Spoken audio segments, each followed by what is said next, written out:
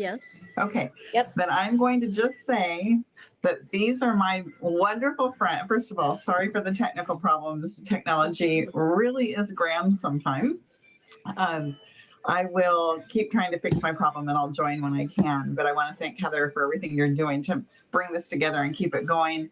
I think Barbara's on the call. I think Kate's waiting for a link if you didn't already send her one.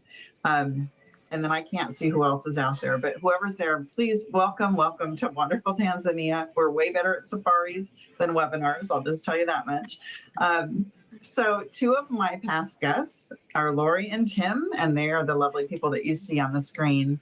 And I've asked them to just come on today to talk about the safari that I shared with them in February of this year, and to kind of tell the story of how they came onto the safari and what their expectations were.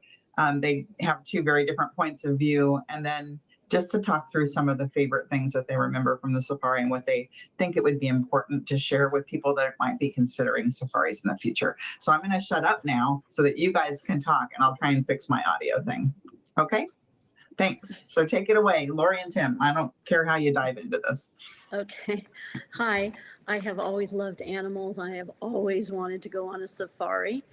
And when we would watch TV, sometimes on some of these things, we were, we just, there were some concerns about how some of the people that took people on safaris were, how they drove around and so forth. And Tim had the same concerns. And we knew Susie, I've known Susie forever, had this company, and so we asked to meet and have breakfast and talk about all of these things. And so and so the breakfast turned into a 4-hour great time where we got all our questions answered, and we felt very confident that the way Susie's company does these was the way we wanted to do a safari. Did you want to add to that? No, you're doing well. The only thing is, we wanted to go and we didn't want to be those ugly tourists that just take we want to get the good view of the animal, we want to get the good photo, and we want to be in the front row. We did not want to be those people, and we kind of wanted to be there as little as intrusive as possible to disturb the animals in their natural environment. And that was a prime concern of ours. And Susie addressed that at the breakfast, and that was certainly our experience while on the safari. It was wonderful. I never felt like we were infringing upon anybody's space. And with that, everything, one of the things was that there weren't any more than 4 of us in the car, in the vehicles, including, plus the driver. And it was fantastic because we could move around, and we had 2 vehicles, and we kind of switched around with the different couples, and it was just a great time. We got along really well. And yeah, we just move around and see all the animals. And Tim's the photographer and he has the camera, but I have just my cell phone. And I got some really great pictures just with my cell phone because we were really close to many of the animals. And you could tell, you could tell that the animals were not bothered by our presence because the drivers did such a great job of not being intrusive, and they know the animals and they know how to drive around so that they don't bother the animals, and that yet we still got the best views. The other thing I just have to say is every little detail. Susie thinks of everything. Just at the beginning, it just so happened we all met in Zanzibar just to get ready for the 11-hour time difference and everything. And I got to show you. Gave us these bags, lunch bags. Do I need to? You're up. And each of them had a little leather tag that had our names on it. And when included in that were uh, a bracelet and the insect repellent bracelets, and just little things that would help us out if we forgot them. And what we used these lunch boxes for, or these lunch bags, was when we went on safari, and if we were just doing we were out all day, we would pack our own lunches, and that way, we conserve things. But it was just a neat little detail, and just like I said, every little detail just was handled by Susie and her company. And she was always working. So every time, every day, she was always making sure everything was perfect for everyone. And it was just a fantastic time. And I just never wanted to leave. If you want to show the pictures. So these pictures that we're showing now, no, right here. So these slides. Oh, can you add the slides? I can add something if you want me to. Right now we Yes. have the giraffe and the lions. Yeah, so we just, these are as we were driving on different days. I felt like we saw every animal Tanzania had. Obviously we didn't, but we saw so many animals, and every day was a new adventure. This cheetah, we saw 3 cheetahs that apparently had a really great meal because they could not move. They had these huge bellies, and most of the time they just kind of laid there because they were just so full. But it was just so neat to see cheetahs. And what do we have on the next slide? Okay, so nobody likes hyenas. Tim has like a scary picture of a hyena, but this was a hyena. This was pretty close to one of our the tent camps we stayed at, and he just looked like you could just go and cuddle him. So I have the opposite of what Tim got with an adult hyena. And again, this was taken with my iPhone, and we were probably 20 feet away from it. And you want to go to the next slide? So We're all shot with your phone. Is that correct? These were all taken with my iPhone. See, I would love to hear you talk a little bit more about how you don't have to be like a camera expert in order to get the really cool shots, because a lot of people worry about that and they want to know, do I need to bring like a big telephoto lens? And these are proof you don't. You can just use your phone and you can still have an amazing experience. Excuse me. Yeah, so I am not a photographer I don't have a camera. So I have an iPhone, and we got so very close to most of the animals that Sorry.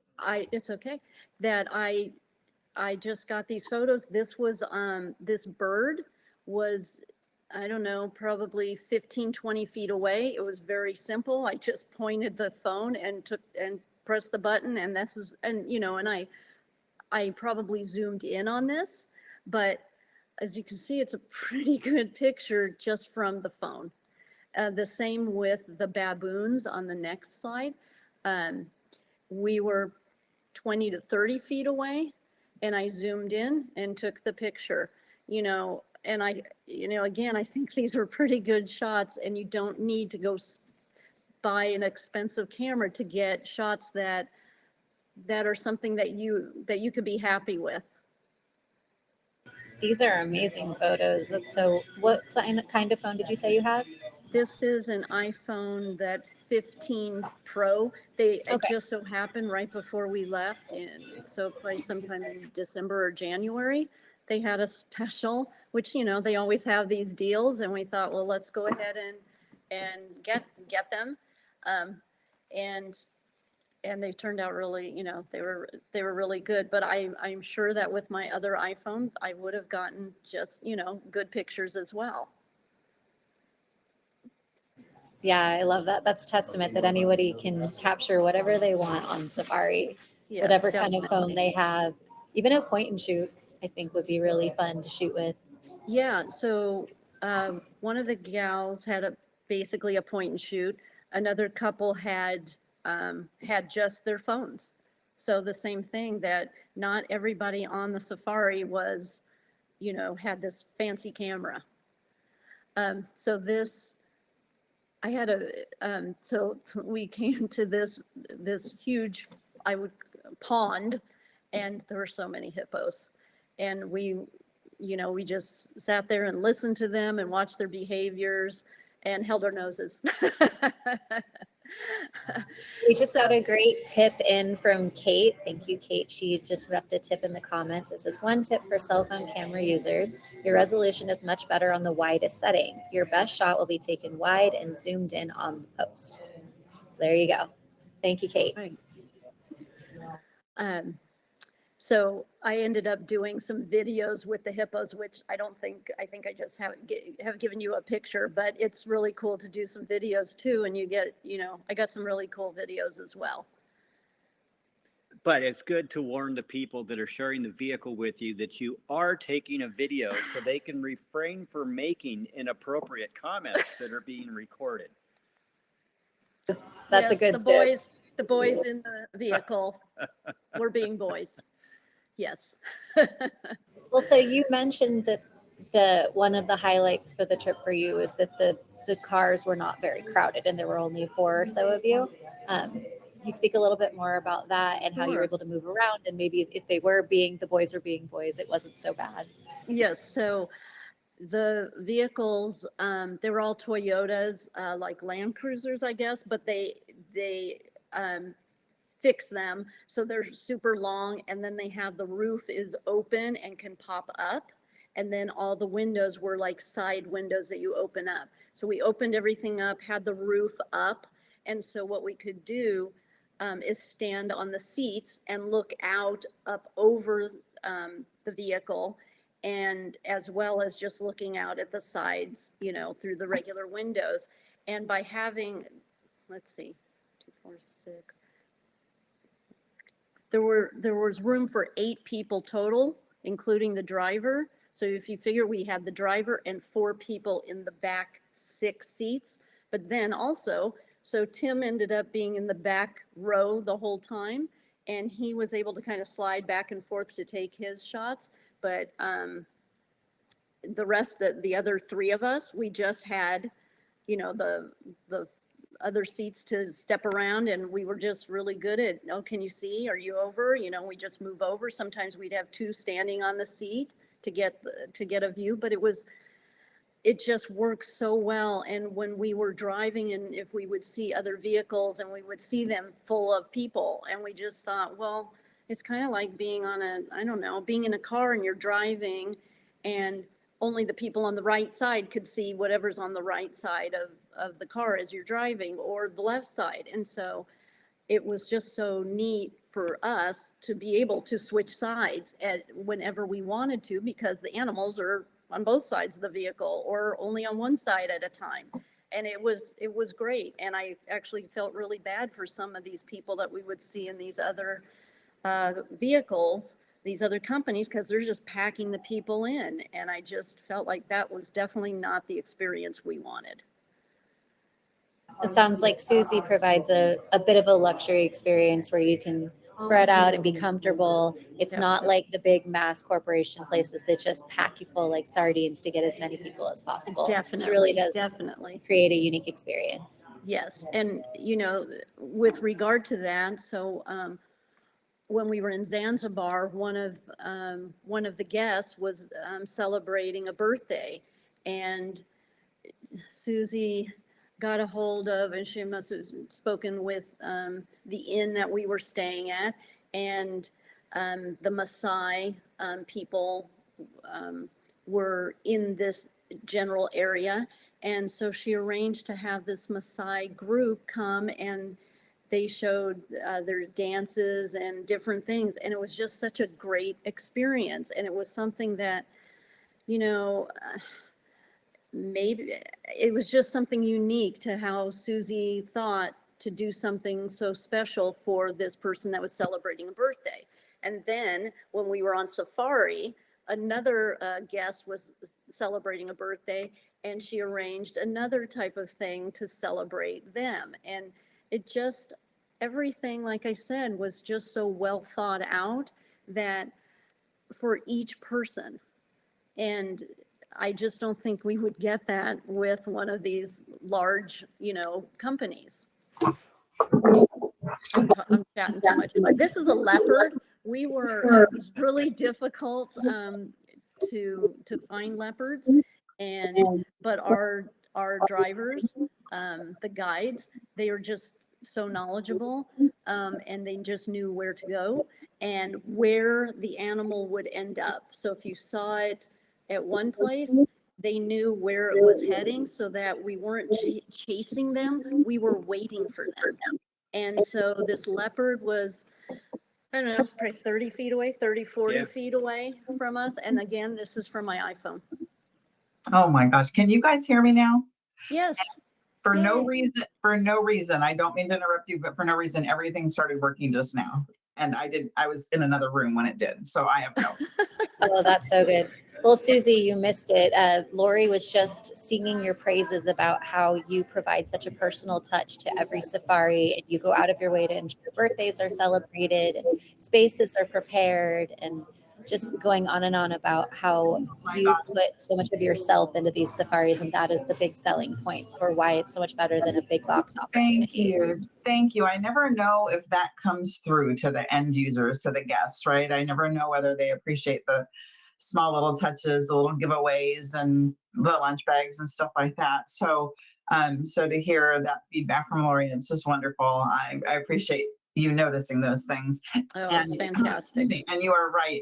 I don't think that there are many safari companies out there that are doing that level of care for their guests and or the celebrations or the special stuff. So yeah, anyway, so it's something that I love to do. And I think it does kind of elevate our safaris and give us that little bit more personalized touch. So thank you. Yeah, and one more thing, Susie, since we have you working with the audio, Becky had a question in the group chat. She asked if it's normal to have fewer people in the vehicles or if it depends on the group. I said it is relatively normal. You tend to keep the groups to a minimum to ensure everyone's comfortable, but could you elaborate on that a little, please?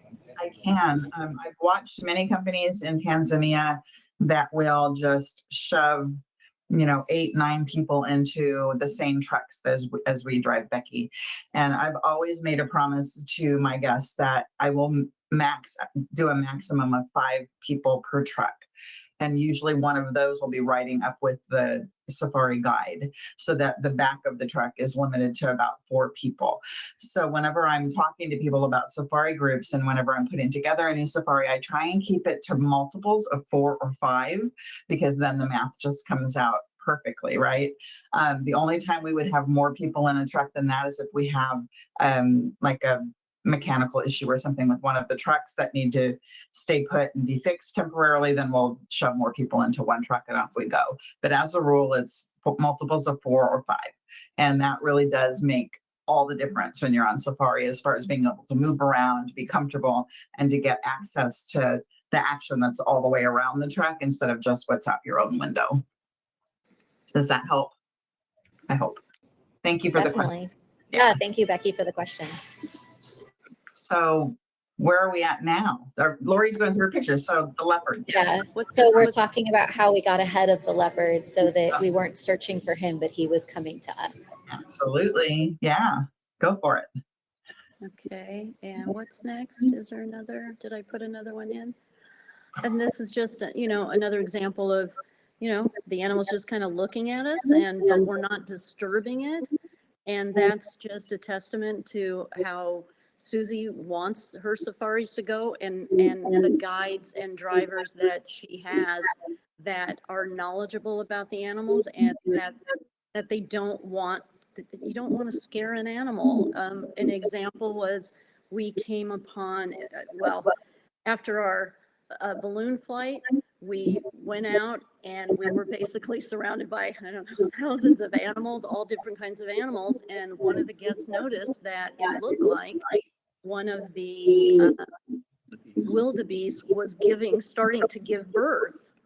And so we were by it, but then it got agitated, understandably, and it started to kind of run away. And, we talked to the guide, and he's like, no, we don't want to scare it. We don't want it to have a bad experience trying to give birth. So that was it. It was okay with us because that's not the people that we were with. We didn't want to do anything to get that shot. And so we just, we backed off and we went and saw a ton of other animals. And so this is just another example. We encountered this antelope, I think. And again, this was probably 30 feet away from us. Yeah. And again, this was with my iPhone. Wow, Lori, that's a great remembrance that you just had about that, the whole herd and the one that started to give birth. And remember, there was like an impending thunderstorm coming too. And so the guys were already kind of nervous about like, maybe we should head back. And then here comes the chance to see an animal born, right? Which is one of the things we all go there for. But when she started to trot away, I could just feel the guides, like they wanted to deliver that experience for you guys. And yet wildebeest can hold on to their pregnancies for another month if the conditions are perfect to give birth, right? So they can regulate, but her water had already broken. She was in the middle of that. For her to hold on to that then would mean the baby would die, right? So the guides are just like, it's not worth that. Like if you have the blessing of seeing it and it's right there, fine, but we're not going to put pressure on the herds to be able to see it. So that's a terrific remembrance. So thanks for bringing that up too. Sure. Yeah. Ooh, so this shot was, I think, our first day on safari, and there we are. We were right near the elephants, and you can see that they weren't bothered by us. We just were quiet, and we were on the side of the road, and that was it. And it was just such a cool experience to be that close to the elephants. It was a great first day, and just showed, there was so much more to come. I always use that first park that we visit. In this case, it was Manyara National Park. It's one of the smaller parks, but I use it for everybody who is photographing or just the first day safari excitement. Like you might not have your settings right, or you might not understand like safari etiquette yet. And it's a great little place to get tuned up because of what's on the screen now, because that's what's coming, right? So this is Tim. Yeah. Hi, Yeah, Tim. so we're switching over to Tim's stuff now. All right. So this was several days into the safari, but as I experienced many times after a safari drive, I told the drivers and the guides, Simon and Felix, I said, man, today was the best day. And then I told them after the next drive, I said, that was even better than yesterday. And I think I told them that pretty much after every drive, because every day was just a new, better experience. But this experience here, seeing all these zebras, first of all, I looked up and was just overwhelmed with the number of animals. And then I was very disappointed that I didn't have a wide enough lens to capture them all, because they went on endlessly to the right and to the left. And it was kind of like if any of you have ever gone up to the high altitude mountains and you're looking up at the stars, and it's just ridiculous how many stars are up there and how they make us feel very humble and very insignificant just because of the small space that we occupy in the universe. And this was that experience. And it was one of those things. I took some photos and then, It's very emotional. just kind of sat back and just took it all in. the whole car, when we came over a hill, and this was the beginning of Serengeti National Park, and everybody in the car just, because it was just this great, just this view of so many zebras. It was just incredible.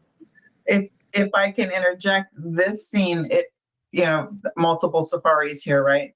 This scene took my breath away for hours, like hours. I couldn't get over it because what you guys see in this particular screen is like, I think like Tim was saying, like looking at the night sky, you can only see the stars you see. Right here on this picture, there's only the zebras that are on this picture, but this went on for 2 kilometers on both sides of the road. There had to be tens of thousands of zebras out there. And if you added up all the zebras on every trip I've ever taken, it didn't hold a candle to the number of zebras that were in this one herd. And that right there, it warmed your heart. And then it was really cool because it was the welcoming committee. Like Lori said, we came down off of Nabi Hill and we came right into the middle of this whole herd. And it just like, oh, we're in the Serengeti, right? Let's do it. Fantastic. Yeah, so good. So good. And I want to point out a tip that Kate just put down in the comments too. She's been on a few safaris with me as well. And she says it's hard to do, but try and contain your excitement when you roll up on the animals. And it's really hard on those first, like the first zebra, the first up, because you can't believe that you're 15 feet from these majestic creatures. But you learn by the second or third day, you understand like everybody has to back it down and not so you don't frighten the animals as well. So good tip, Kate. So here's another couple shots of mine, and this bird on the left is just a magnificent, beautiful bird. And we saw a couple of those, and it's just a majestic bird, and it's beautiful to look at and photograph.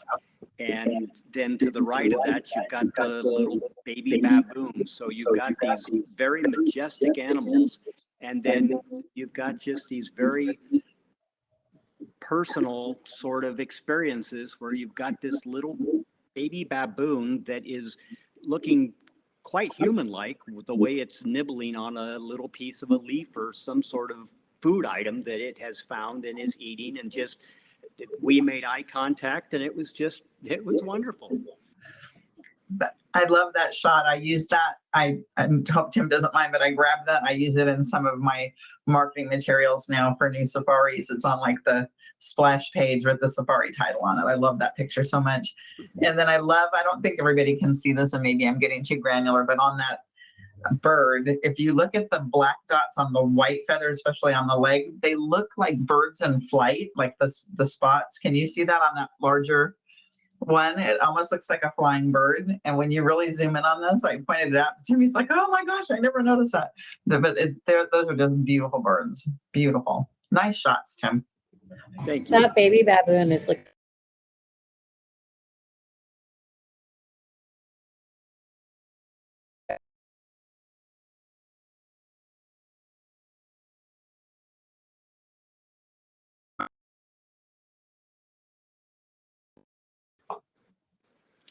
So this was, Lori had her photo of the elephants at the first drive we went on, and which was a much more personal experience than this was here. The thing Lori didn't mention about that first drive we went on, and those elephants that walked right by the vehicle, we were able to hear them communicating with each other. And it was just so special to be able to hear them talking and see them, how they took care of each other and how they walked right by the vehicle and didn't seem to be too bothered by us being there. We were all just very quiet. And I think it was kind of probably because we were just in awe of the size of them and the way that they were communicating with each other. And they communicate in it's a rumbling sort of sound that they make, and you could feel it in your body. It was very special. But here we just had this big group of elephants, and you can tell it's a pride, or not a pride, a herd of elephants, and they're all varying ages and sizes in there. And it was just so much fun to see them walking along with the matriarch up in the front, and they're all just following along behind. And then you've got the larger ones kind of on the outside of the line, just making sure that the little ones and the younger ones are safe and staying where they need to be.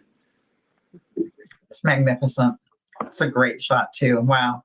And look at just the amount of the sight line. Like that's the thing that always takes my breath away too, is the vastness of those parks and the fact that we're on these roads, and what are the chances we're going to come around a corner and see that, right? Out of the whole 12,000 square miles or whatever, but you turn every corner and there's something like that waiting for you, huh? That's great. Oh, yeah. I love on both of your zebra shot and this shot, Tim, I love that you pulled back, right? Because it's easy to focus on like an eyelash or the tusk or what, but when you pull back and you tell that whole story, the people, I think, can get a sense of scale and scope. So right on. Thank you. Yeah. Like I said, every day was a better day than the day before. And that day before was just awesome too. So another bird here.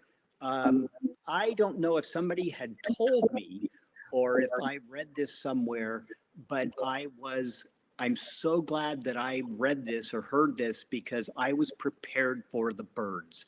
And there are a lot of birds in Africa, and it's just an amazing opportunity to, if you want to go and just take pictures of birds, you can do that, and you can be busy all day taking pictures of birds, because there are a lot of them out there.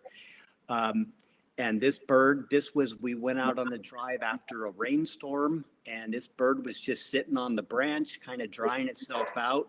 And we stopped and watched it. And after a while, it got dry and it flew away. But before it left, it gave me this nice little pose. So I got a nice shot of it. This is the leopard shot. This is the same leopard that Lori took. And this is the benefit of having a nice camera with a nice lens, is you can get the close-ups of these ridiculously beautiful animals. And we got to look at this leopard very well, and it was just really fun to see it in its environment and just out there and enjoy it. It was wonderful. I wanted to add something. You know, we saw so many animals, and you would think that, oh, this is what we're doing, kind of like, what's that Chevy Chase movie? Okay, here's this, let's zip on to the next thing. Here's this animal, here's the next one. Right. And it wasn't like that at all. We took our time. We wanted to watch the animals and in action, or just observe them. And you know, we all were, I mean, and maybe we were lucky that the group we had, we wanted to do that. We didn't have anybody say, oh, you know, let's go, let's move on, because we were all just having such a great time. And yeah, there were times where we sat and watched and observed for a few minutes, 10 minutes, 15 minutes. We came upon some elephants, and we were there for, I don't know, half hour, an hour, Yeah. you know, and then the guides were, you know, they just say, whenever you're ready to go, let us know. And, you know, and then we would go. So you're going to have the time to really enjoy your trip and not feel like you're zipping around just trying to mark off all the animals you have, because the animals were there and you are going to see them. Yeah. Yeah. So Barbara's asking if Tim and Lori have audio on and a cell phone by any chance, because she's getting feedback. I'm not getting feedback on my end. But I don't know. Yeah, I'm hearing the feedback a little bit too. Here, Let me double check and make sure it's not my phone still turned on. I might have had something, so I just closed everything. Can you hear me better now? No, it's the same. It might be Susie's phone if it's still logged in.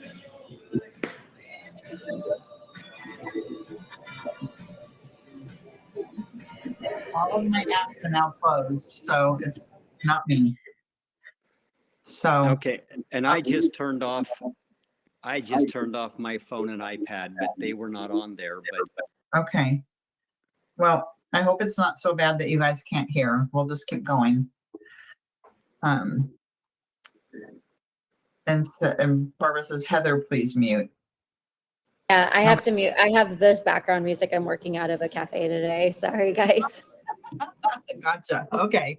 All right. So that's those. Barbara commented, I don't know if you saw in the comments, Tim, that the bird shot should win an award. And I said that you entered some of your images into the fair and that you did get an honorable mention on one. And then other ones were just like, what do you mean he didn't win an award? They were amazing. Well, thank you. That's very nice. Yeah. All righty. What's next? Oh, Okay, so this was the photo with the baboon mom and baby. That was a huge, huge acacia tree that was in bloom, and an entire family of baboons was up there just eating those flowers like they were the best candy that ever had. And they probably were like candy, because I'm sure they were nice and sweet, and they sure were enjoying them. And initially, I didn't see this baby holding on to mom, and until she turned, and then its face just kind of popped out at me, and I just went, "Oh my gosh, that's amazing!" And mom was just up there getting flowers like they were going out of style, and baby was just holding on, looking around, and I was able to get a very nice shot of mom with baby. The bird on the right is a tall crested eagle, and it's another bird that is just remarkably majestic, and sadly it's endangered, but just a beautiful bird, as you can see from looking at it. Not quite the color and the patterns of the previous bird we looked at, but you got to give him some chops for that headdress, because that is pretty awesome. And those eyes are quite intense. So He's got kind of like a punky mohawk thing going on. Yep.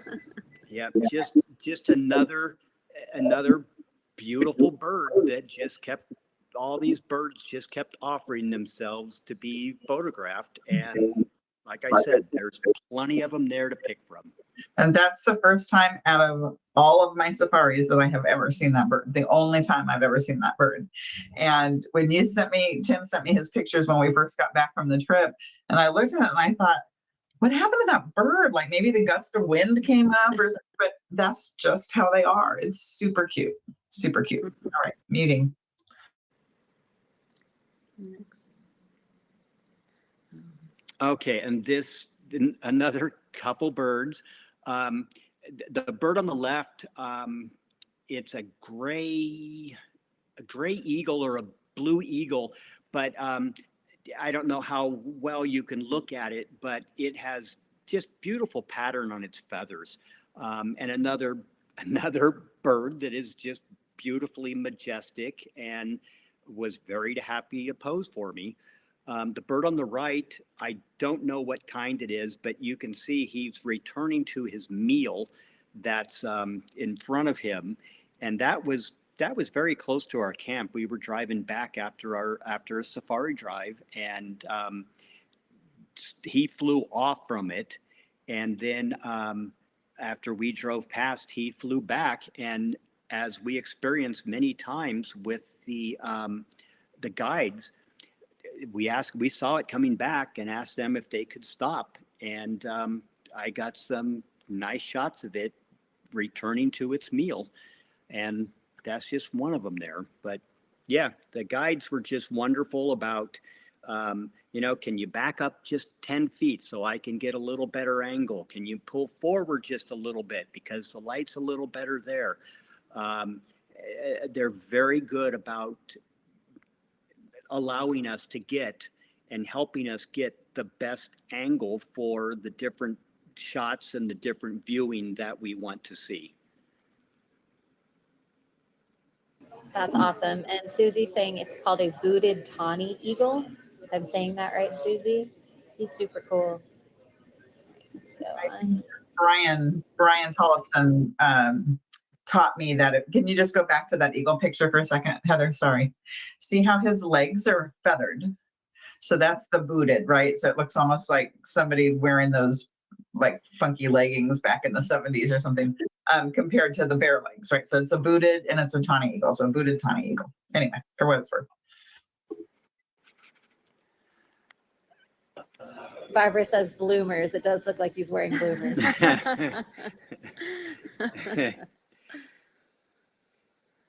Okay, and this acacia tree, this is kind of fun because we were driving along and, again, addressing the guides and how they are there for us. I asked Simon, I think it was Simon that was driving us that day at that drive.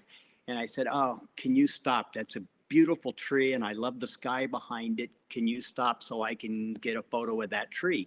And there was one giraffe under it that was looking at the tree. So I thought, let's just wait a little bit. Maybe it'll turn around and give me a better shot and be looking in what I thought was a better direction. And it didn't turn around, but I said, okay, we can go, because I didn't want to make everybody else wait. And so he says, well, let's wait a little bit because I can see a whole lot of giraffes heading towards the tree. And this is what happened. And we just saw these 6 giraffes. Actually, we saw a lot more than 6, but these are the 6 that I waited on because they were perfectly placed between the bushes and the trees and spaced out just nice and neat. And it's just kind of your magical, typical African savanna shot where you've got the giraffes and the beautiful tree and the beautiful sky. And the other thing about this image that people who aren't photographers might not notice, but it makes a difference, is also if they were any closer to us, the horizon line would have cut their bodies in half, right? But most of the giraffes are above that horizon line, which makes just the beautiful silhouette of the giraffes. So that it's just a beautifully composed shot. Really, really nice. And the next one you're going to talk about is, I think, one of my favorite images ever. I love this elephant image. So go for it, Tim. So this was it was a big family of elephants that were just grazing. And I saw these 2 kind of facing each other. And I just watched them and waited and hoped that they would get so close and touch. And they did. I was a little bit disappointed that to the right, there's a big bull elephant butt that is blocking a lot of the smaller elephant. But I'm getting the shot and I had to crop it out because it did. But, the whole focus of the photo here is their faces and the tenderness of that and the family feeling that you can see that the elephants share with each other. And, I kind of mentioned that before where we saw the long line of elephants walking along. It was very evident with the elephants that they are a family and that they do take care of each other and look out for each other. And this photo captures that for me. And this was a photo that we were so angry about. I'm not angry, I'm angry about because it was in the fair and it got a really good, they put it in a really good place, but it didn't get any award. And I thought, oh, we can hear you, Susie. I'm just going on over here like, how can that be? Like, these guys don't know this yet, but there's an artist in Tanzania. His name is Athumani Katanga, and I purchased some of his art before. And so I sent him this picture and I asked him to paint it for you guys. And so there's a painting that I'll be bringing back for you guys. But that male elephant's leg, I said, oh, Athu, I don't like the Ella, can you paint that out? So he turned it into a tree trunk. So he went back in and touched it up. So surprise, but I love this image so much. And I really wanted, and I didn't just have him make one for you, I had him make one for me too, because I want to put it in my house as well. Oh, So thank you, Tim. That picture is that just, to me, elephants are my fave, and that just says it all about how I feel about them. So great capture. Wonderful. I think that says a lot more about how Susie keeps putting her personal touches on everything, getting things painted for her past guests. Are you kidding? yeah, Susie, that is the sweetest thing. that is amazing. Okay. So We with can move that, on now. yeah, before they start crying, the last little bit of this webinar, Susie wanted to touch on some upcoming safaris and answer any questions anybody has. If there's any last points, Lori and Tim, you guys wanted to make, now would be a great time, and then I'll leave it to Susie. I can't tell you what a fantastic experience it was. And it started from Susie and it went on with all her planning and every detail and the wonderful guides and drivers that just made it a fantastic and just a perfect time. And every time I talk about this, and I talk about this a lot to so many people, I just never wanted to leave. I had such a fantastic time. And I know anybody that goes with Wanderful Tanzania really would appreciate, will have the same experience, no doubt. Go ahead. Yep. Sorry. And kind of to echo that, I'm sure you could go a lot of different places and purchase a safari, and they could take you the same places that they took us. But the thing that really set this apart was Susie being there, and I kept getting the feeling that this is my trip. This is my only time that I'm ever going to go on a safari. So doggone it, I'm going to make it right. And that was the kind of approach she had to the whole thing, to say, no, don't just give me vanilla ice cream. Make sure there's strawberries and chocolate syrup on it. Just those little added pieces of her being there and giving it that very personal approach, as opposed to just, okay, I'm going to take your money, I'm going to put you on a plane, and I'm going to send you over there to have this wonderful experience, which I'm sure you could get a lot of different places. But her being there, taking care of us, was the thing that made it heads and tails above any other experience we could have had on a safari.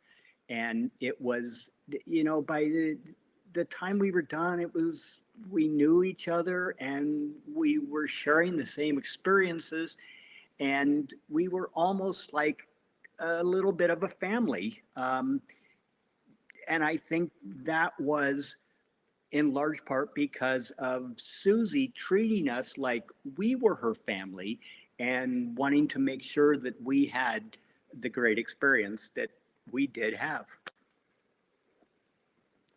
So. Oh, Susie's muted, but I know she's touched over here. I'm so touched by that. Like I promise you, I'm not paying him any money for this, you guys. Tim, that is the sweetest thing ever. And I never knew if that came through, but I have such a connection with the people in the camps, the guides, and Tanzania is such a part of my heart that it's like taking a kid to Disneyland for the first time every single time I go. And it brings me such joy to have like the ability to set up these groups of people that all just meld together. Like you guys said, like that's almost a family. And when you were talking, I couldn't help but think, like, I've never been on other vacations, even like my trips to Tuscany and stuff. We don't have reunion parties, right? We're not getting back together when it's over with. But I've had 15 reunions for safari groups. And you guys had one within like 3 months of getting back. because the group did become a family, right? And it's people that did not know each other before they went on safari.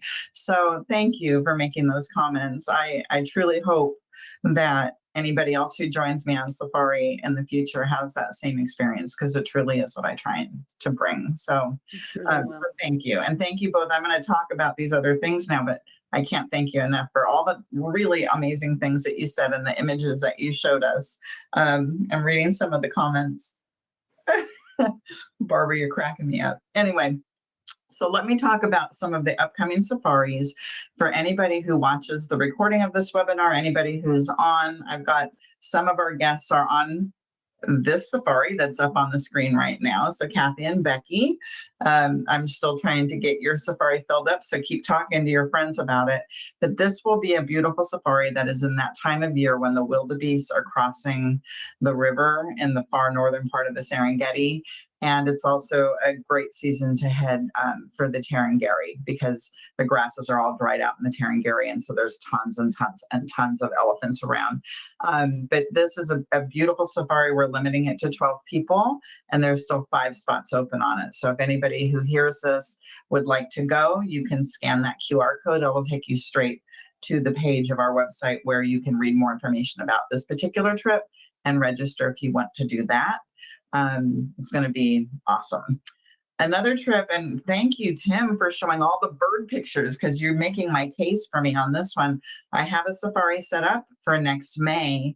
That's an 11-day safari with a professional bird photographer, and it's all about the birds. Yes, you're going to turn a corner. There will be the elephants walking under the acacia tree. We will stop and photograph that. But our goal is to try and keep track of and find as many of the bird species as we can on that safari. And it's a beautiful time of year because it's rainy season. So we're going to get these super dark skies off in the distance with lightning bolts coming down. But the area that will be dry, hopefully. And it's not only all the 1,200 bird species that already exist in the Serengeti year round, but during that time of year, all the migratory birds are flying through. And so there are bird species that I will have never seen before. And so I'm really, really looking forward to going and doing that. So same thing with this one. If you want to do a bird safari, anybody, you could scan that QR code down there. And then the last one, this one, oh, thanks, Heather. Yeah, there's the QR code if anybody wants to grab it with their camera. And then the last one is the Women Gone Wild Safari. This is a safari that I've been wanting to run forever. And I just know, and I think Lori could shake her head, how fun would it be to get a group of gal pals? Like, you think you formed a family with that group that was on your safari. If it was a bunch of women, like, it's going to turn into a healing safari. I just know it, right? It will, because everybody will have so much in common, and you just share those experiences of seeing amazing Mother Nature up close and personal, and you're going to go away with the whole girl tribe. So again, QR code's down there if anybody wants to scan it. This one starts January 30th, so you don't have a ton of time left to get registered for it, but call me, text me, or whatever. I'll make it, work for you. I'll do whatever I can to make it work for y'all. So, so those are just 3 of the safaris that I wanted to let you know. New safaris are popping up all the time. If anybody's hearing this, also, you don't have to join one of these, as Tim alluded to. I'm happy to put you on a plane and send you to my very capable team. If you have a group of your own or a family safari, I can set up private and customized safaris for you as well. And I promise you, you'll be in the best hands. And then, of course, if you want a little bit of Suji to come along, I'm happy to go again on safari. And I don't know, what is it, strawberries and chocolate I'm supposed to be putting on things, whatever. I'm happy to be the dessert. So Sprinkles and a cherry on top. Exactly right. So is there anybody that is out in the audience that has questions that they want to ask to Tim and Lori or myself? Or even Heather, like, what station's on in the background, Heather? No, I'm kidding. If you do, just raise your hand or just type them into the chat thing. Yes, Kathy and I are both. Oh, good. So Becky and Kathy are talking up the safari, and I know they're excited to go. And this is going to be Kathy's second safari. Kathy was on my very first safari that I led. And so was Kate, as a matter of fact, Kathy and Kate. And man, have we come a long way since those days, I'll tell you that. I guess I'll let you be the judge of that, Kathy. At any rate, we can wrap it up if there's no questions. Yeah, I'm not seeing any questions coming through. Okay, I think this was really good. And I'm going to go cry now because of all the nice things that Lori and Tim said. And where do you want me to send the check, guys? No, I'm just kidding. Anyways, all right, everybody. Be safe and have a good rest of the week and weekend. See ya.